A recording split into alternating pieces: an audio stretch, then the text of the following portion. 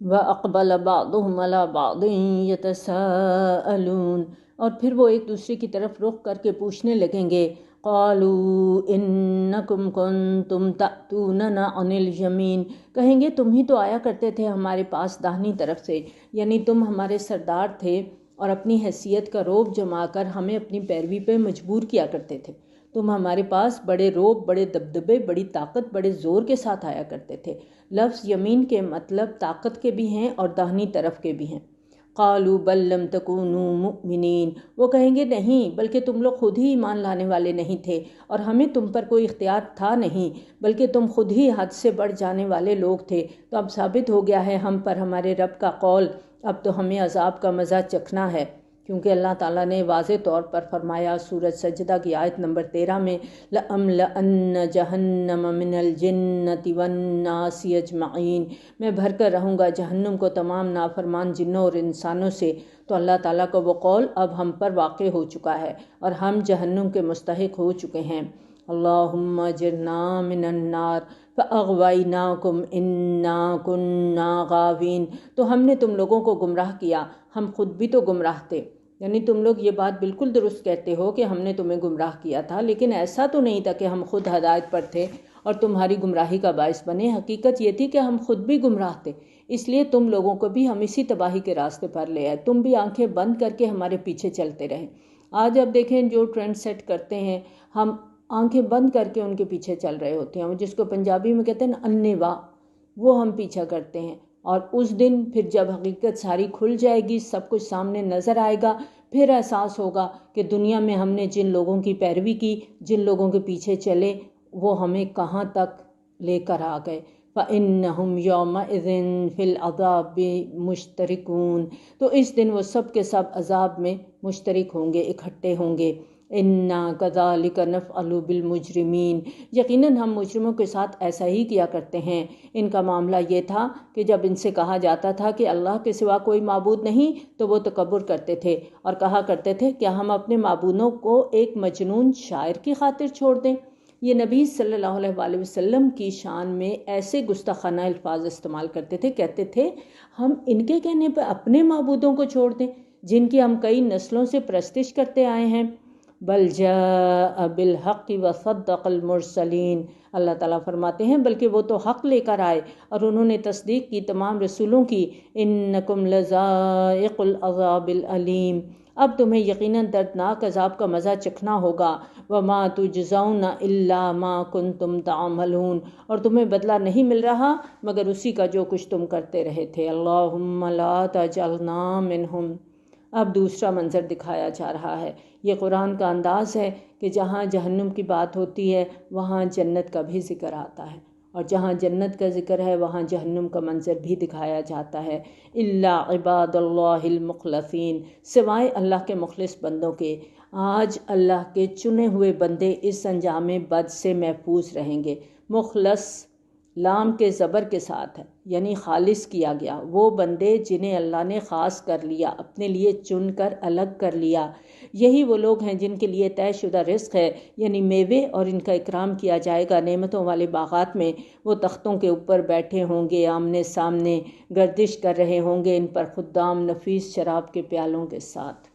اس منظر کو ذرا امیجن کریں، تختوں پہ بیٹھے ہوئے ہیں، سجے سجائے، گاؤ تکیے پڑے ہیں، قالین بچھے ہیں، قیمتی لباس پہنا ہوا ہے ریشم کا، سونے کے کنگن ہیں، اور ہر طرف میوے نعمتیں۔ ڈرائی فروٹ آج خرید کے کھانا کتنا مشکل ہے، پہلے مونگ پھلی سستی ہوتی تھی، اب تو وہ بھی اتنی مہنگی ہو گئی ہے۔ وہاں سب کچھ ملے گا، نعمتوں والے باغات ہوں گے، اور پھر خدام بھی ہوں گے جو کہ ہر چیز پیش کریں گے۔ اب دیکھیں یہاں کام والوں کے لیے ہم کتنا تنگ ہوتے ہیں نا، کہ اچھا کام والا نہیں مل رہا، ملتا ہے تو چھوڑ کے چلا جاتا ہے، ذرا سا سیکھ لے۔ وہاں پہ پرماننٹ خدام ہوں گے جو ہر وقت خدمت کر رہے ہوں گے۔ بیضاء لذۃ للشاربین، اور وہ کیا پلائیں گے؟ ایسا مشروب بالکل سفید، انتہائی لذیذ پینے والوں کے لیے۔ لا فیہا غول ولا ہم عنہا ینزفون، اس میں نہ تو سرگرانی کی کیفیت ہوگی، یعنی نہ سر بھاری ہوگا، نہ ہی وہ اس سے بہکیں گے۔ یعنی یہ جو جنت کا مشروب ہے یہ دنیا کی شراب کی طرح نہیں ہوگا کہ جو انسان اپنا آپ ہی بھول جائے اور عجیب عجیب حرکتیں کرنے لگے۔ اس مشروب کو پی کے ایک سرور کی کیفیت تو ہوگی، مگر نہ سر بھاری ہوگا، نہ مدہوشی آئے گی، نہ عقل میں فطور آئے گا۔ وَعِندَهُمْ قَاصِرَاتُ الطَّرْفِ عِین، اور ان کے پاس ہوں گی نیچی نگاہوں والی بڑی بڑی آنکھوں والی بیویاں، گویا وہ انڈے ہوں چھپا کر رکھے گئے۔ پھر وہ ایک دوسرے کی طرف رخ کر کے سوال کریں گے۔ قَالَ قَائِلٌ مِّنْهُمْ إِنِّي كَانَ لِي قَرِینٌ، ان میں سے ایک کہنے والا کہے گا میرا ایک ساتھی ہوا کرتا تھا۔ یقول أَإِنَّكَ لَمِنَ الْمُصَدِّقِینَ، وہ کہا کرتا تھا کیا تم بھی تصدیق کرنے والوں میں سے ہو؟ کیا جب ہم مر جائیں گے اور مٹی اور ہڈیاں بن کر رہ جائیں گے تو کیا ہمیں زندہ کر کے بدلہ دیا جائے گا؟ یعنی میرا وہ ساتھی دنیا میں مجھ سے حیرت سے پوچھا کرتا تھا کہ تم نبی صلی اللہ علیہ وسلم کی ان باتوں پہ یقین کرتے ہو کہ ہمارے مر کھپ جانے کے بعد، مٹی میں مل جانے کے بعد ہمیں دوبارہ زندہ کیا جائے گا اور اچھے برے اعمال کی جزا سزا دی جائے گی؟ قال هل انتم مطلعون، کہنے والا کہے گا کہ اب تم اسے جھانک کر دیکھنا چاہو گے؟ یعنی جو شخص تمہیں اس طرح گمراہ کرنے کی کوشش کرتا تھا، کیا تم اب دیکھنا چاہو گے کہ وہ کس حال میں ہے؟ یعنی کیا پتہ چل رہا ہے کہ اہل جنت کے لیے وہاں یہ اہتمام بھی ہوگا، جس سے ملنا چاہیں مل لیں، جو دیکھنا چاہیں دیکھ لیں۔ فَاطَّلَعَ فَرَآهُ فِي سَوَاءِ الْجَحِیمِ، تو وہ جھانکے گا اور اسے دیکھے گا دوزخ کے عین درمیان میں۔ قَالَ تَاللَّهِ إِن كِدتَّ لَتُرْدِینِ، وہ پکار اٹھے گا اللہ کی قسم تم تو قریب تھے کہ مجھے بھی برباد کر دیتے۔ یعنی یہ تو اللہ کا بڑا فضل ہوا میرے اوپر کہ میں نے تمہاری باتوں پہ دھیان نہیں دیا، تمہاری آواز کی طرف توجہ نہیں دی، بلکہ میں نے وہ آواز سنی جو میرے دل کی گہرائیوں سے نکلی تھی، اور میں نے اسی بات کو قبول کیا جس کو میرے دل نے حق جانا تھا۔ اگر خدا نخواستہ میں تمہاری بات مان لیتا تو آج میں بھی تمہارے ساتھ جہنم کے گڑھے میں پڑا ہوتا، کیونکہ انسان اپنے دوستوں سے بہت زیادہ سیکھتا ہے، اور وہ حدیث کا مفہوم بھی ہے نا کہ انسان اپنے دوست کے دین پر ہوتا ہے۔ تو وہاں پر ایک ایسا دوست جس نے دنیا میں بھڑکانے کی کوشش کی، ورغلانے کی کوشش کی، لیکن اس نے اس کی بات نہیں مانی، اس نے حق کو پہچانا اور قبول کیا۔ وَلَوْلَا نِعْمَةُ رَبِّي لَكُنْتُ مِنَ الْمُحْضَرِينَ، اور اگر میرے رب کی نعمت مجھ پر نہ ہوتی تو میں بھی لازماً پکڑے ہوئے لوگوں میں ہوتا۔ أَفَمَا نَحْنُ بِمَيِّتِينَ، تو کیا اب ہمیں مرنا نہیں؟ إِلَّا مَوْتَتَنَا الْأُولَىٰ وَمَا نَحْنُ بِمُعَذَّبِينَ، سوائے ہماری پہلی اس موت کے، اور اب ہمیں کوئی عذاب بھی نہیں دیا جائے گا۔ یہ اہل جنت کی آپس کی گفتگو بتائی جا رہی ہے۔ ایک دوسرے سے پوچھ رہے ہوں گے کہ اس کے بعد ہماری کوئی پکڑ تو نہیں ہوگی، اب مزید چھانٹی تو نہیں ہوگی، کیا اب ہم مطمئن ہو جائیں، ہمیں کسی قسم کے عذاب کا کوئی کھٹکا تو نہیں ہے؟ یہاں اہل جنت کی ان باتوں سے ان کی تواضع انکساری کا اظہار ہوتا ہے کہ جنت میں ٹھکانہ مل گیا، لیکن کوئی تکبر نہیں، کوئی فخر نہیں ہے، اور یہ نہیں سمجھیں گے کہ ہم نے تو بڑے بڑے نیک کام کیے تھے تو اپنی محنت کا پھل پایا، اب ہم ہمیشہ یہاں دھڑلے سے رہیں گے، بلکہ اپنی اس کامیابی کو اللہ تعالیٰ کے فضل و کرم کا نتیجہ قرار دیں گے اور بار بار اللہ کے حضور شکر کا اظہار کریں گے۔ ان ھذا لہو الفوز العظیم، یقیناً یہی بہت بڑی کامیابی ہے۔ لمثل ھذا فلیعمل العاملون، ایسی ہی چیز کے لیے عمل کرنا چاہیے عمل کرنے والوں کو، کیونکہ عمل سے زندگی بنتی ہے، جنت بھی جہنم بھی۔ تو عمل جیسا کریں گے ویسی ہی جگہ ہمیں مل جائے گی۔ اور یہاں پر آپ دیکھیں لمثل ھذا فلیعمل العاملون، ایسی چیز کے لیے، کس چیز کے لیے؟ جنت کے حصول کے لیے عمل کرنا چاہیے عمل کرنے والوں کو۔ ایسی کامیابی کو ہدف بنا کے اس کو گول ہونا چاہیے ہمارا جنت کا حصول۔ تو دنیا میں ہمیں جنت کے حصول کے لیے محنت اور بھاگ دوڑ کرنی ہے۔ اب دیکھیں دنیا کے لیے ہم بھاگ دوڑ تو کرتے ہیں، اور کیا کر رہے ہیں ہم میں سے جتنے لوگ بھی بھاگ دوڑ کر رہے ہیں سب کے نزدیک دنیا کمانا، دنیا کا فائدہ اٹھانا ہے، اور ہر کوئی دنیا کمانے کے لیے رات دن لگا ہوا ہے، اپنا خون پسینہ ایک کر رہا ہے۔ اگر ہم غور کریں نا تو یہ زندگی ہے کیا؟ یہ 4 دن کا عیش آرام حاصل کر لینا کیا بہت بڑی کامیابی ہے؟ کیا ہم بہت کامیاب ہو جائیں گے؟ کتنا بھی کما لیں، ایک دن تو سب چھوڑ کے جانا ہے ہمیں۔ اور اس قسم کا جو عارضی ہدف ہے، جو یہ عارضی ٹھکانے میں عارضی چیزیں ہم اکٹھی کر رہے ہیں، یہ کوئی قابل ذکر ہدف بھی نہیں ہے۔ دیکھیں انسان کا وقت اور خون پسینہ کیا اتنا سستا ہے کہ ہم اسے صرف دنیا کی کامیابی میں ضائع کر دیں؟ یہ اتنی قیمتی پونجی ہے، اس کو تو کسی بڑے ہدف کے لیے کام میں لانا چاہیے، اور وہ بڑا ہدف کیا ہے؟ جنت کی نعمتوں کا حصول۔ تو بھاگ دوڑ ساری کیوں کرنی چاہیے؟ اس جنت کے لیے۔ لِمِثْلِ هَذَا فَلْيَعْمَلِ الْعَامِلُونَ، یا اللہ ہمیں ان لوگوں میں شامل کر لے جو جنت کے لیے کوشش کرتے ہیں۔ ہم سے وہ عمل کروا کہ تو ہم سے راضی ہو جائے، ہمیں دنیا میں رہ کے آخرت کی تیاری کی توفیق عطا فرما، آمین۔ دوسری طرف کیا ہے؟ ذَلِكَ خَيْرٌ نُزُلًا أَمْ شَجَرَةُ الزَّقُومِ، بھلا مہمانی کے طور پر یہ بہتر ہے یا زقوم کا درخت؟ جنت کی جن نعمتوں کا یہاں پر بیان کیا گیا، اس کے مقابلے میں اہل جہنم کا جو نزل ہوگا، جو ابتدائی مہمان نوازی ہوگی، وہ زقوم تھوہر کے درخت سے کی جائے گی۔ اور اس ابتدائی مہمان نوازی کی نوعیت سے اندازہ کیا جا سکتا ہے کہ اس کے بعد اہل جہنم کو کن حالات کا سامنا کرنا پڑے گا۔ تو اختیار تو انسان کے ہاتھ میں ہے نا۔ ہم نے والدین کی فرما برداری میں بھی پڑھا تھا کہ وہ ہمارے لیے جنت بھی ہیں، جہنم بھی ہیں، چوائس تو ہمارے پاس ہے۔ ہم چاہیں جنت کی دائمی نعمتوں کے حصول کو اپنا ہدف بنا لیں، ہم چاہیں جہنم اور اس کے خوفناک عذابوں کے ساتھ اپنی عاقبت کو وابستہ کر لیں۔ یہ تو ہمارا اختیار ہے نا، ہمارے پاس چوائس ہے۔ اِنَّا جَعَلْنَاهَا فِتْنَةً لِلظَّالِمِينَ، ہم نے اس درخت کو فتنہ بنا دیا ظالموں کے لیے۔ وہ ایک درخت ہے جو جہنم کی تہ میں سے نکلے گا، اور یہی چیز کافروں کے لیے بہت بڑی آزمائش بن گئی تھی، جو کہ ہم نے پیچھے سورت بنی اسرائیل کی آیت نمبر 60 میں بھی پڑھا تھا۔ اور وجہ کیا تھی؟ یہ کہتے تھے کہ جہنم کی آگ کے اندر آخر درخت کیسے اگائے گا؟ تو ایسی سوچ ان لوگوں کو پریشان کرتی ہے جو آخرت کے معاملات کو بھی دنیا کے قوانین ضوابط پر قیاس کرنے لگتے ہیں۔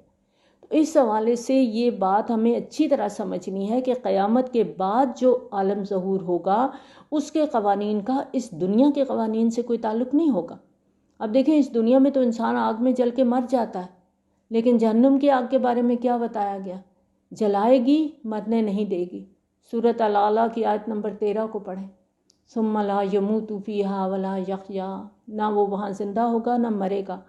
اور آپ دیکھیں کہ اس دنیا میں انسان کی جلد ایک دفعہ آگ سے جھلس جائے، کتنی بھی آپ پلاسٹک سرجری کروا لیں، کچھ کر لیں، وہ نارمل حالت میں نہیں آتی۔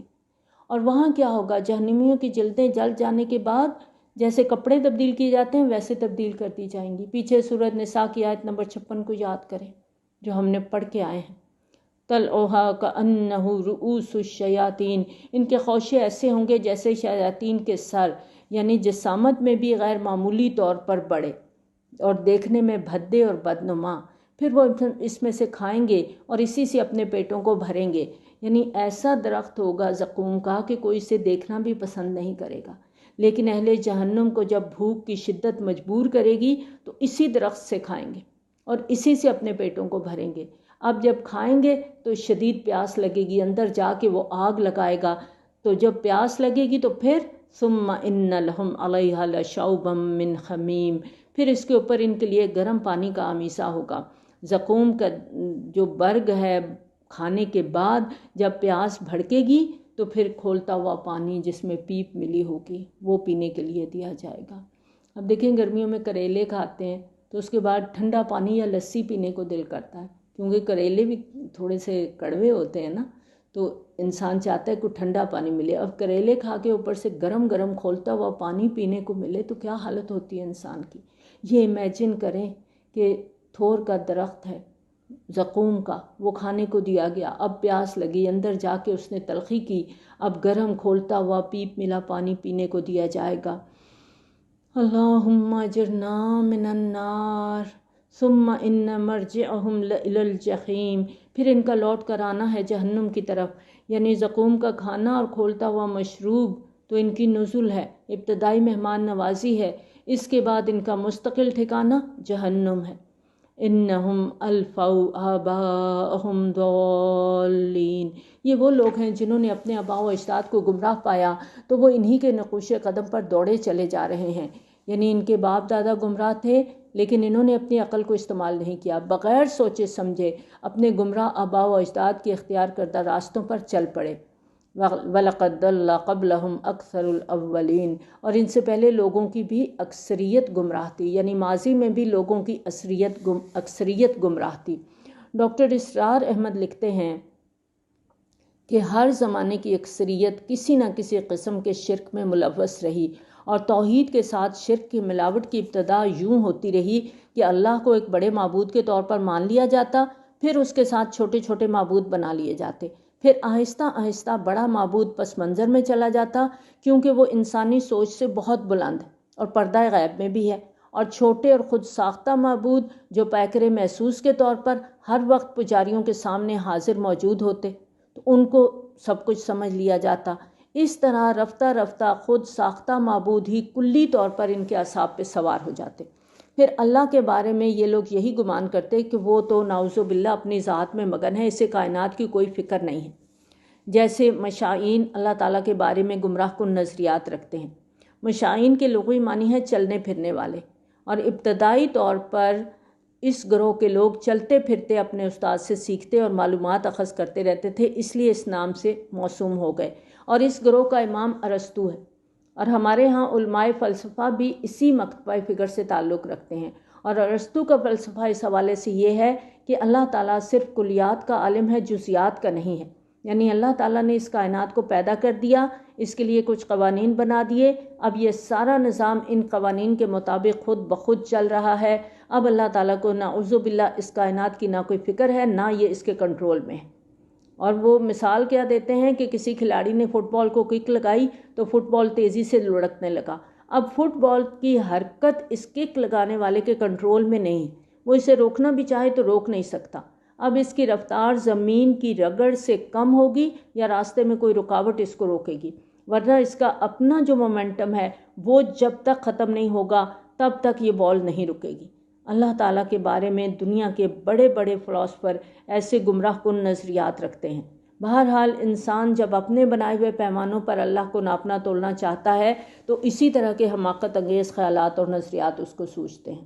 وَلَقَدْ أَرْسَلْنَا فِيهِمْ مُنذِرِينَ، اور ہم نے ان میں اپنے خبردار کرنے والے بھیجے، تو دیکھ لو کیسا انجام ہوا ان لوگوں کا جنہوں نے خبردار کر دیا تھا سوائے اللہ کے خاص بندوں کے۔ اللہ تعالیٰ اپنے خاص بندوں کی ہر زمانے میں ہر جگہ مدد فرماتا ہے، اور انہیں اس انجام بد سے بچا لیتا ہے جس سے اللہ کے نافرمان لوگ دوچار ہوتے ہیں۔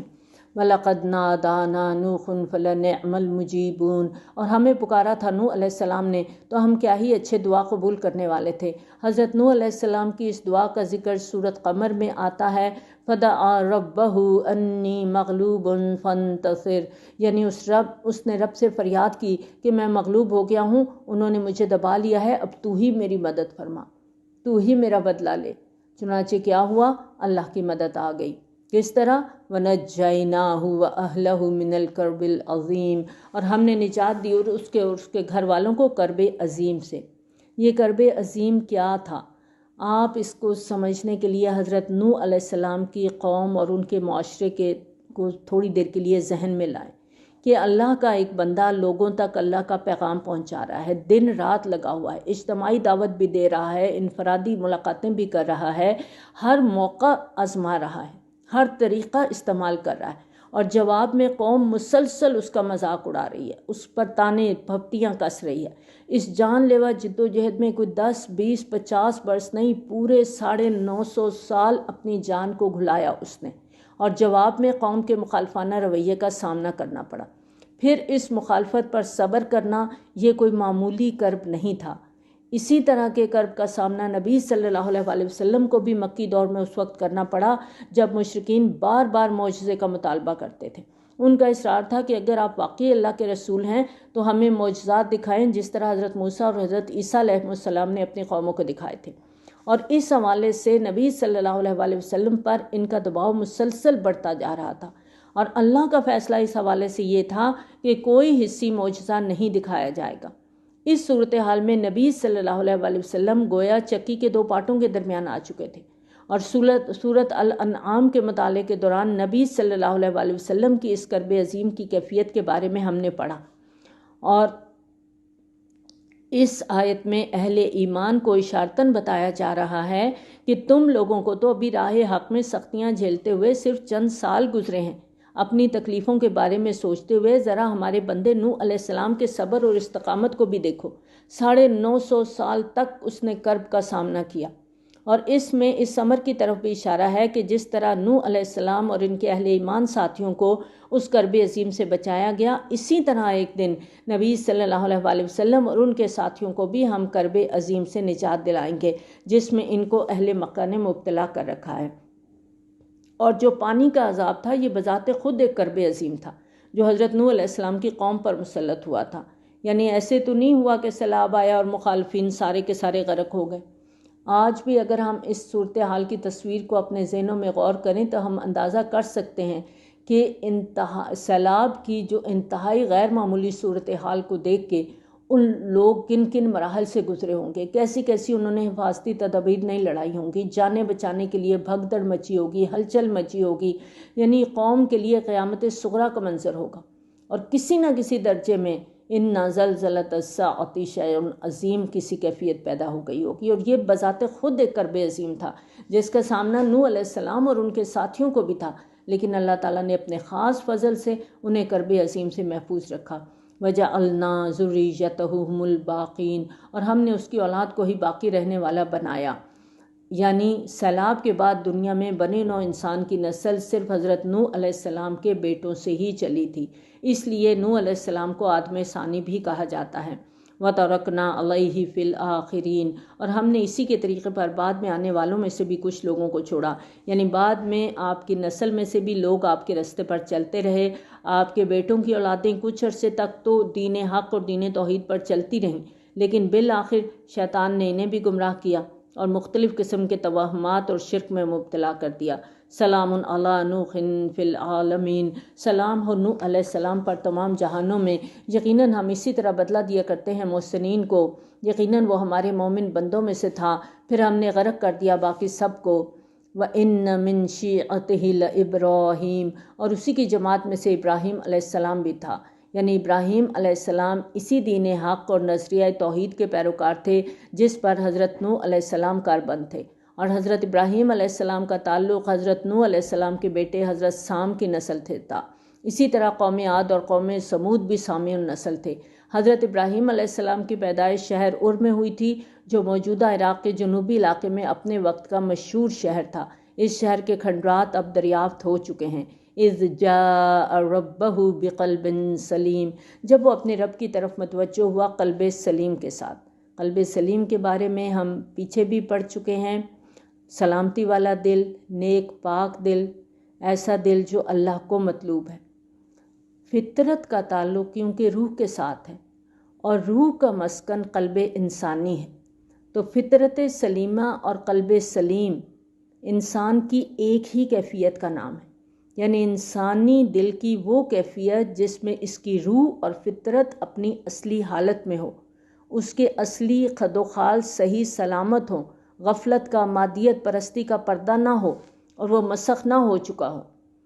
اس حوالے سے اگر ہم سورۃ فاتحہ کو دیکھتے ہیں تو ایسے ہی انسان کی فطرت کی پکار ہے جو اللہ اور توحید کی معرفت بھی حاصل کر چکا ہے، آخرت کی اہمیت اور ضرورت کا بھی قائل ہو چکا ہے، اور اس نتیجے پر بھی پہنچ چکا ہے کہ اللہ کی بندگی ہی اصل طریقہ زندگی ہے، لیکن اسے معلوم نہیں کہ اللہ کی بندگی کیسے کیے جائے۔ اور نبی صلی اللہ علیہ وآلہ وسلم کی بعثت سے پہلے بہت سے ایسے موحدین مکہ میں موجود تھے۔ حضرت عمر رضی اللہ تعالیٰ عنہ کے بہنوئی حضرت سعید رضی اللہ عنہ کے والد زید ایک ایسے موحد تھے جو کعبے کے پردوں سے لپٹ کر دعا کرتے تھے، اللہ میں تیری بندگی کرنا چاہتا ہوں مگر میں نہیں جانتا کہ تیری بندگی کیسے کروں۔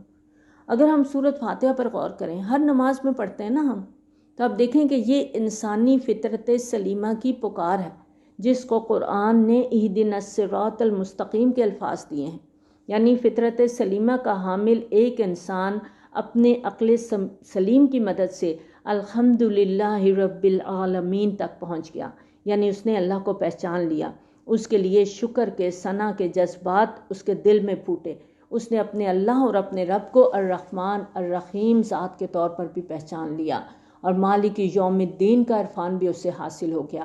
یعنی اس کی فطرت سلیمہ نے نہ صرف اسے آخرت کے احتساب کی ضرورت اور منطق سمجھائی، بلکہ یہ لطیف نقطہ بھی اس کے دل میں بٹھا دیا کہ وہی اللہ جو رب العالمین ہے، جس کی رحمت اور مہربانی سے اس کائنات کی ایک ایک چیز قائم ہے، وہی بدلے کے دن کا بھی مالک ہے۔ اس مقام پر پہنچ کر اس کی زبان بے اختیار اقرار کرتی ہے ایاک نعبد و ایاک نستعین، لیکن پھر اس سے آگے اسے کچھ سجھائی نہیں دیتا، کیونکہ اس کی فطرت سلیمہ یہاں تک اس کی رہنمائی کرتی تھی، اس کی عقل سلیم کی پرواز بس اتنی تھی۔ اب آگے نور وحی کی رہنمائی درکار ہے، چنانچہ فوری طور پہ اس کے دعائیہ الفاظ اس کو بتائے گئے۔ وہ کیا ہیں؟ اہدنا الصراط المستقیم، اے اللہ رب العالمین اب تو خود ہماری دستگیری فرما، ہمیں اپنی بندگی کی ہدایت دے، اس راستے پر چلنے کے لیے مدد اور توفیق بھی دے تاکہ ہم تیری بندگی کا حق ادا کر سکیں۔ اور اس دعا کے جواب میں پھر قرآن کی صورت میں یہ رہنمائی ہم سب کو مہیا کر دی گئی۔ اللہ تعالی ہمیں توفیق دے کہ ہم اس قرآن کو پڑھیں، سمجھیں اور اس کے ذریعے سے صراط مستقیم کو پالیں۔ اذ قال لأبیہ وقومہ ماذا تعبدون، جب کہ اس نے اپنے والد اور اپنی قوم سے کہا کہ تم لوگ کن چیزوں کو پوجتے ہو؟ کیا تم لوگ اللہ کے خود ساختہ معبودوں کو چاہتے ہو؟ افک کے معنی ہوتے ہیں گھڑی ہوئی چیز، یعنی جس کی حقیقت کچھ نہ ہو۔ تریدون کے الفاظ من گھڑت معبودوں کے لیے ان لوگوں کی چاہت اور محبت کی طرف اشارہ ہے، یعنی تم لوگ ان کے طالب ہو اور وہ تمہارے مطلوب ہیں، اور وہ یہ دونوں ہی کمزور ہیں۔ پیچھے سورۃ حج میں یاد کریں کیا پڑھا تھا، آیت نمبر 73 میں، ضعف الطالب والمطلوب، کس قدر کمزور ہے طالب بھی اور مطلوب بھی۔ فما ظنکم برب العالمین، تو تمہارا کیا گمان ہے رب العالمین کے بارے میں؟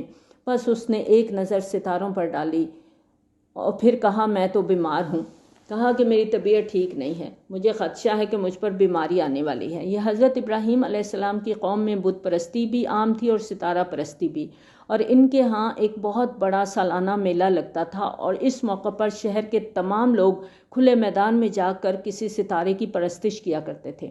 جب جشن کا دن آیا، ساری قوم جانے کے لیے تیار ہوئی، تو حضرت ابراہیم علیہ السلام نے کہا کہ میری طبیعت خراب ہے، میں آپ لوگوں کے ساتھ نہیں جا سکتا۔ تو سب چلے گئے، وہ پیچھے رہ گئے۔ فتولوا عنہ مدبرین، تو وہ اس سے پھر گئے پیٹ پھیرتے ہوئے، یعنی حضرت ابراہیم علیہ السلام کو چھوڑ کے وہ لوگ پوجا پاٹ کے لیے چلے گئے۔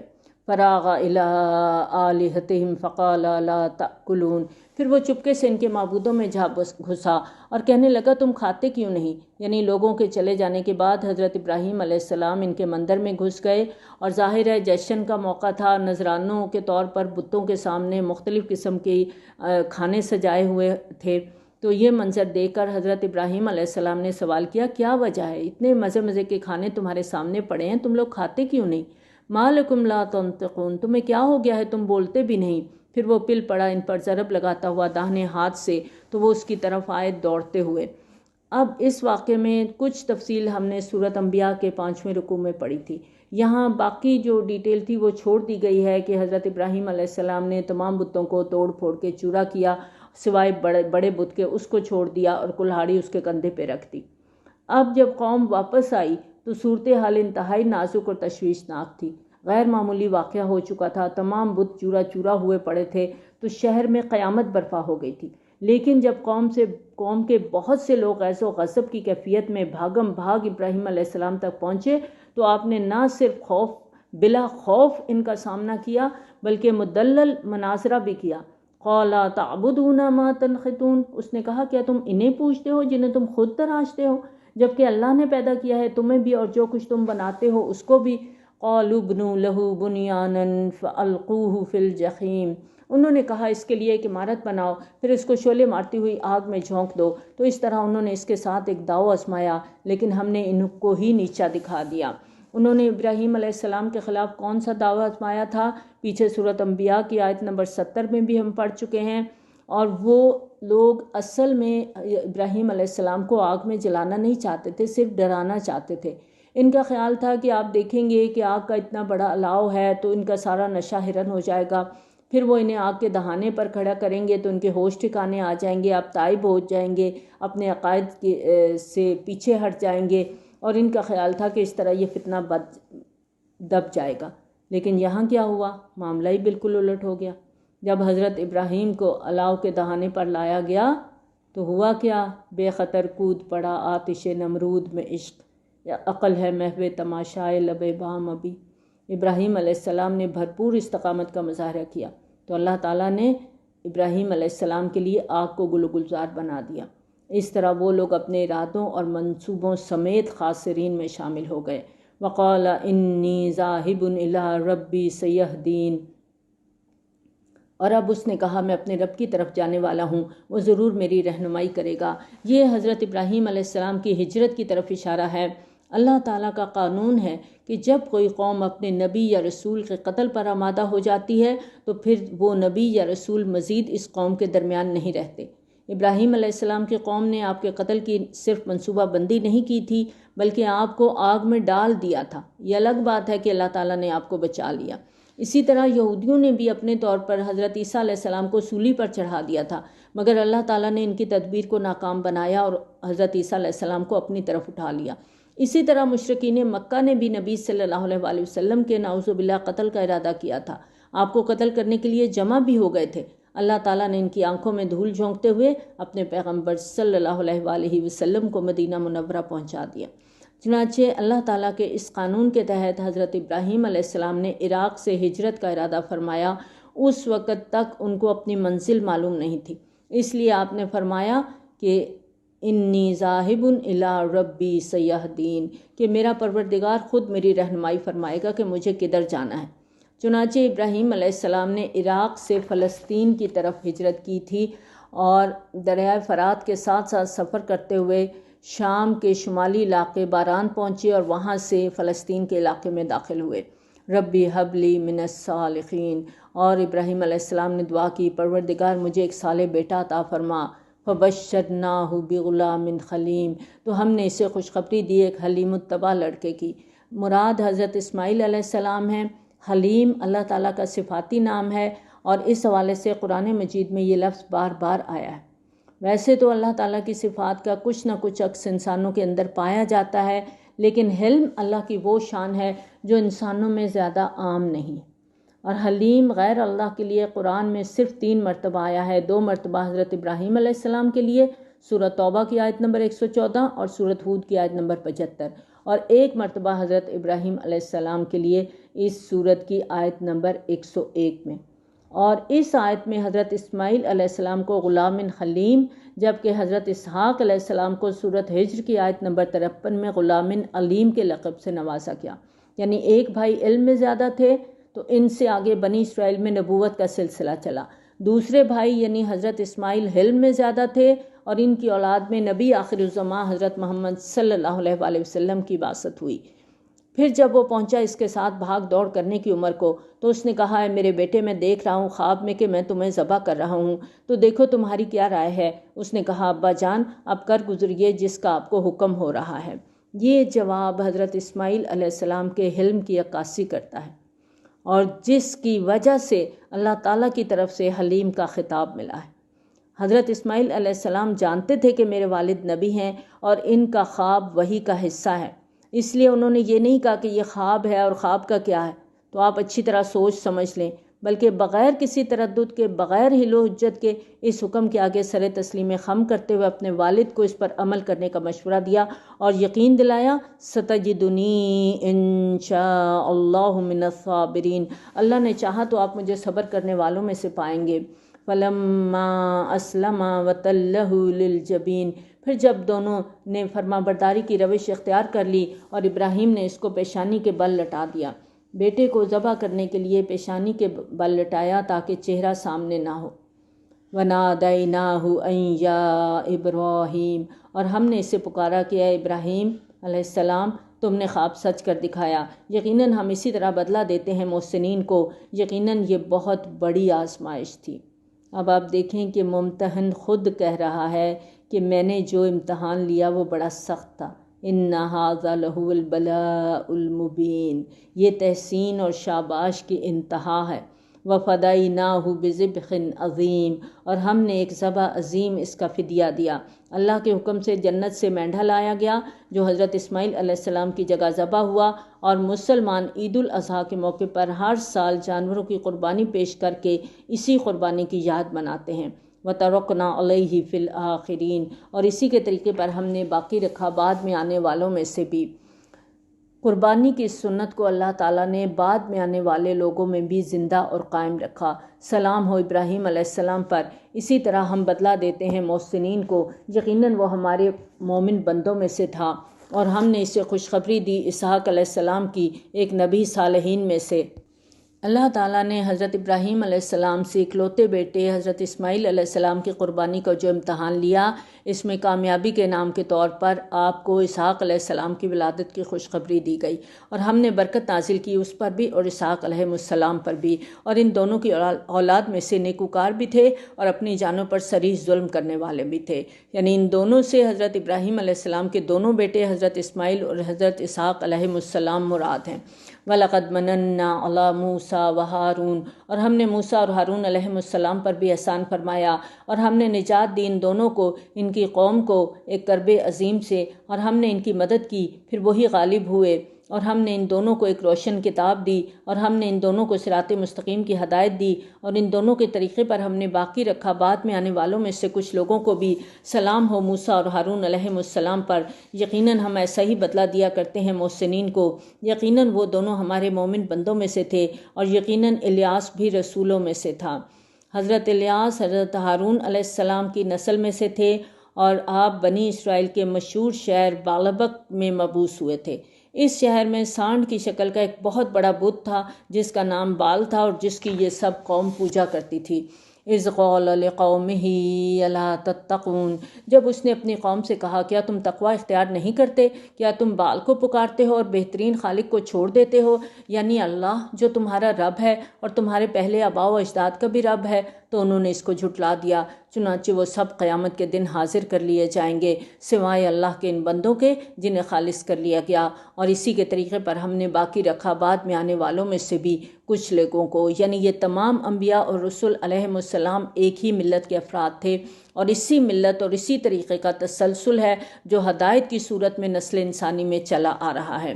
سلام ہو الیاس علیہ السلام پر، یقیناً ہم اسی طرح بدلہ دیا کرتے ہیں محسنین کو، یقیناً وہ ہمارے مومن بندوں میں سے تھا، اور یقیناً لوط علیہ السلام بھی رسولوں میں سے تھا، جب ہم نے نجات دی اس کو اور اس کے گھر والوں کو سب کو، سوائے ایک بڑھیا کے جو پیچھے رہ جانے والوں میں سے تھی، پھر ہم نے جڑ سے اکھاڑ کر پٹخ دیا باقیوں کو، اور تم لوگ گزرتے ہو ان کے کھنڈرات پر صبح کے وقت بھی اور رات کو بھی، تو کیا تم عقل سے کام نہیں لیتے؟ قوم لوط کی تباہ ہونے والی بستیوں میں سے سدوم اور عمورہ کے شہر معروف تھے، اور حال ہی میں برطانیہ سے تعلق رکھنے والے آرکیالوجی کے کچھ ماہرین کی تحقیق کے نتیجے میں ان شہروں کے کھنڈرات اور آثار بحر مردار یعنی ڈیڈ سی کے پانی کے نیچے دریافت ہوئے ہیں، جس سے تورات اور قرآن میں جو ہمیں تفصیلات ملتی ہیں ان کی تصدیق ہوتی ہے۔ وَإِنَّ يُونُسَ لَمِنَ الْمُرْسَلِينَ، اور یقیناً یونس علیہ السلام بھی رسولوں میں سے تھا، جب وہ بھاگ کر پہنچا اس کشتی کی طرف جو پہلے سے ہی بھری ہوئی تھی۔ لفظ ابقا کسی غلام کا اپنے آقا کے ہاں سے بھاگ جانے پر بولا جاتا ہے، اور اس واقعے کا ذکر سورۃ یونس اور سورۃ انبیاء میں ہم پیچھے پڑھ چکے ہیں۔ حضرت یونس علیہ السلام کی قوم نے بھی ان کو جھٹلایا، اور مسلسل انکار اور کفر کی وجہ سے اللہ تعالیٰ نے اس قوم کو تباہ کرنے کا فیصلہ فرما لیا، اور اس سلسلے میں اللہ تعالیٰ کا قانون اور طریقہ یہ رہا کہ کسی بھی قوم پر عذاب سے پہلے رسول کو وہاں سے نکل جانے کا حکم دیا جاتا، اور رسول کے ہجرت کر جانے کے بعد متعلقہ قوم کو نیست و نابود کر دیا جاتا۔ حضرت یونس علیہ السلام سے یہ لغزش ہوئی کہ آپ حمیت حق کے جوش میں غضبناک ہو کر تو اللہ تعالیٰ کی طرف سے واضح اجازت ملنے سے پہلے اپنی قوم کو چھوڑ کر نکل آئے، اور دجلہ یا فرات میں سے کسی دریا کو پار کرنے کے لیے کشتی میں سوار ہو گئے، تو انہوں نے قرہ ڈالا تو وہ ہو گیا دھکیل دیے جانے والوں میں سے۔ پچھلی آیت میں تھا کہ اذ ابق الی الفلک المشحون، یعنی کشتی پہلے ہی بھری ہوئی تھی، چنانچہ جب بیچ دریا میں گئے تو کشتی ڈولنے لگی، اب ڈوب جانے کا خطرہ پیدا ہوا، تو بوجھ کو کم کرنے کی غرض سے کسی اور مسافر کو دریا میں پھینکنے کے لیے قرآن اندازی کی گئی، اور اس میں حضرت یونس علیہ السلام کا نام نکلا اور ان کو دریا میں پھینک دیا گیا۔ فَالْتَقَمَهُ الْحُوتُ وَهُوَ مُلِيمٌ، تو اس کو نگل لیا مچھلی نے اور وہ ملامت زدہ تھا۔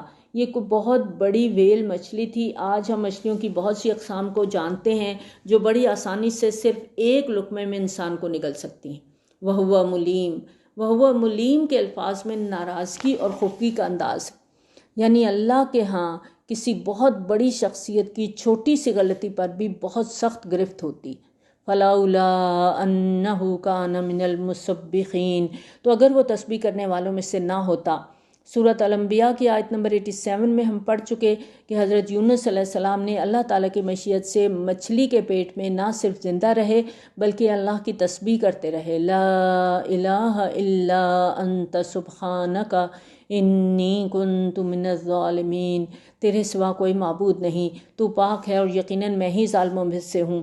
تو اس کے پیٹ ہی میں رہتا اس دن تک کہ جس میں یہ لوگ اٹھائے جائیں گے، یعنی اگر یونس علیہ السلام اللہ تعالیٰ کی تسبیح نہ کرتے تو قیامت تک اس مچھلی کے پیٹ میں رہتے، وہ پیٹ ہی آپ کے لیے قبر بنا رہتا اور قیامت کے دن آپ وہیں سے اٹھائے جاتے۔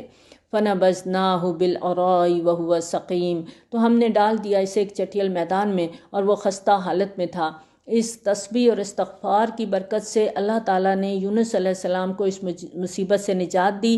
اللہ کے حکم سے مچھلی نے ان کو ساحل پر اگل دیا، لیکن کیونکہ مچھلی کے معدے میں رہے تھے اور اس میں جو ڈائجسٹیو جوسز وغیرہ کے اثرات تھے، اس کی وجہ سے یونس علیہ السلام کی حالت بہت سقیم ہو چکی تھی، خستہ ہو چکی تھی۔ وَأَنبَتْنَا عَلَيْهِ مِن شَجَرَةٍ مِّن یقطین، تو ہم نے اس کے اوپر یقطین کا ایک پودا اگا دیا۔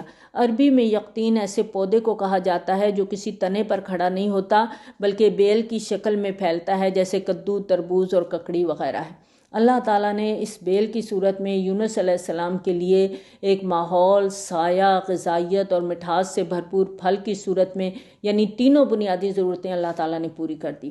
وَأَرْسَلْنَاهُ إِلَىٰ مِائَةِ أَلْفٍ أَوْ يَزِيدُونَ، پھر ہم نے اس کو بھیج دیا 1,00,000 یا اس سے زیادہ لوگوں کی طرف، یعنی صحت یاب ہونے کے بعد یونس علیہ السلام کو دوبارہ رسالت کی ذمہ داری سونپی گئی۔